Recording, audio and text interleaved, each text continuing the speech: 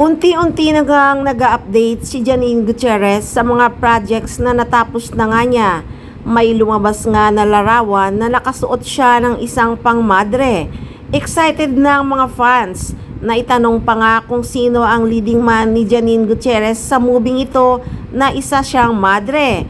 Wala daw leading man si Nini sa movie na ito.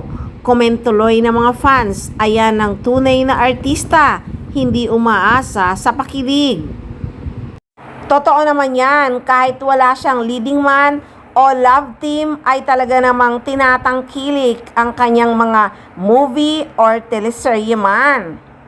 Sabi nga ni Unbeatable Channel, hindi lang daw maganda ang mukha at matalino, kundi magaling rin sa pag-arte. Kaya naman tinitingala talaga si Janine Gutierrez sa kasalukuyan.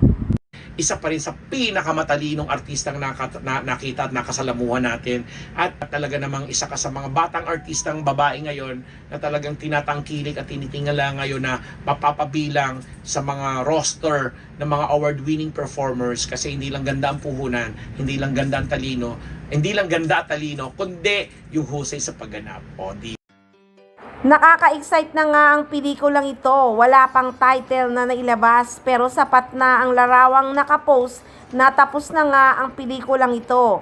Isa raw ito sa movie na natapos na ni Janine Gutierrez nitong nakaraang taon.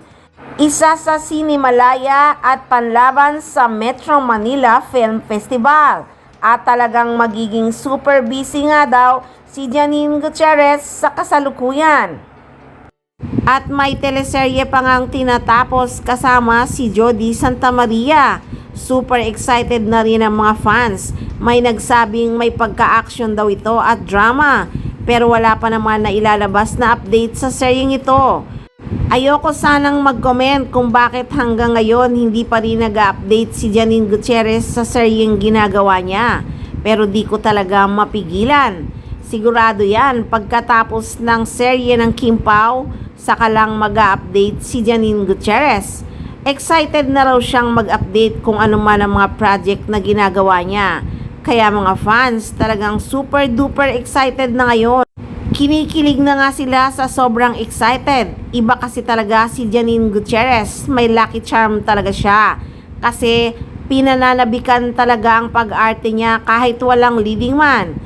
So ano na mga guys, syempre patuloy lang tumutok dahil exciting na ang susunod na mga chika ng Paunin.